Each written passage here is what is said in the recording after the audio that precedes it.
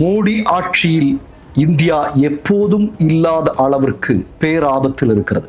உலக அமைப்பினுடைய மிக முக்கியமான நபர் இந்த எச்சரிக்கையை விடுத்திருக்கிறார்.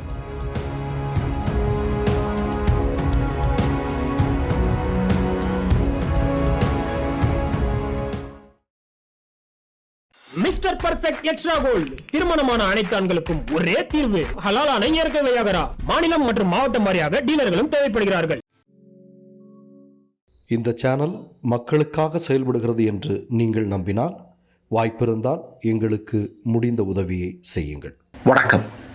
இந்தியா பேராபத்தில் இருக்கிறது.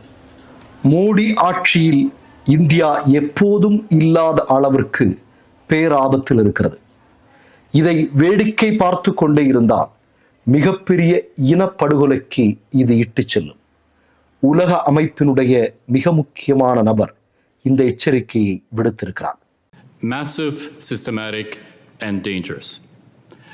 Along with a number of UN special rapporteurs, I have recently expressed grave and growing concerns regarding the deteriorating situation of religious freedom and human rights in India. அதாவது அவர் என்ன சொல்றார் அப்படின்னா, அங்கொன்னு இங்கொன்னு மாதிரி இல்லை, ஏராளமான மனித உரிமை மீறல்கள் குறித்த புகார்கள் எங்களுக்கு பல வருடங்களாக வந்து கொண்டிருக்கின்றன.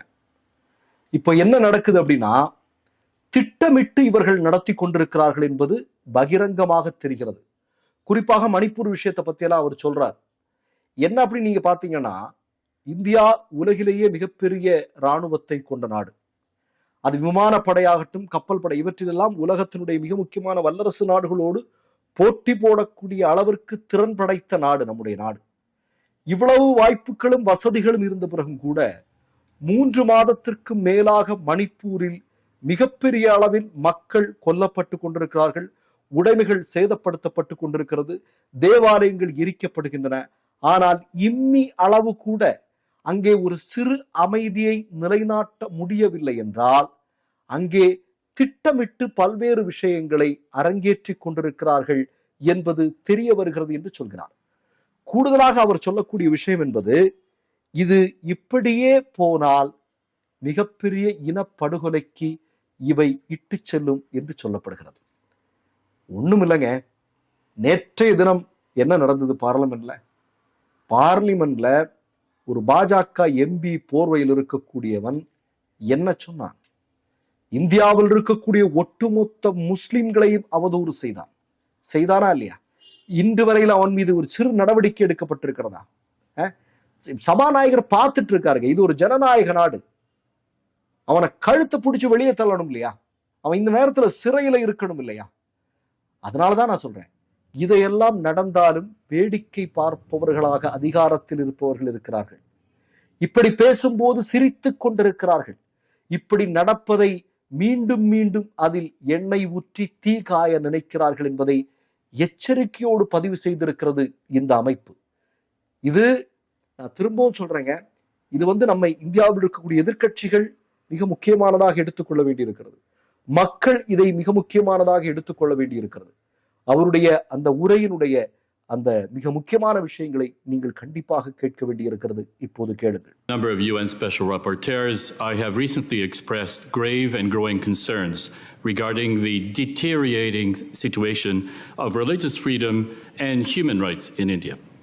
We have in the last decade, for example, issued numerous communications and press releases, communications being allegations of human rights violations that are raised through diplomatic channels to the concerned governments. They show a steady and alarming erosion of fundamental rights, particularly for religious and other minorities, when we reviewed communications from about 2011 to today. By last year, 2022, almost all of them involved grave allegations of denial of fundamental rights, particularly targeting religious minorities. And for example, from the 12th of May 2020 to just a few months ago, May 2023, we had about 46 communications and an estimated 20 press releases involving India, and most of these involving minorities, the vast majority of these. The most recent example, the most recent communication that we issued is perhaps symptomatic. On the 4th of September, myself and 18 other colleagues expressed our alarm about reports of serious human rights violations in Manipur, including alleged acts of sexual violence, extrajudicial killings, forced displacement, and other ill treatment, where the victims were from the predominantly Christian Kuki or Kukai minority last May. Now, there are dry statistics. I could say there were 160 persons reportedly killed by mid-August. Thousands of homes and hundreds of churches have been burnt down, and some of you will have heard of a video which circulated on social media of two women from the Christian Kuki community being paraded naked, beaten, then brought to a field and allegedly gang raped. Let's go to the field. Let's go on the ground and perhaps describe more accurately what happened. There was inaction from authorities until this video caught the international attention. I saw that video, and what it showed was hatred directed against women because they were considered a threat, unworthy, less human, because they belonged to a despised religious and ethnic minority. That's why they were raped. That's why they were beaten. It was only after the shock and outcry and pressure from the outside that men from the Hindu majority were finally arrested and charged.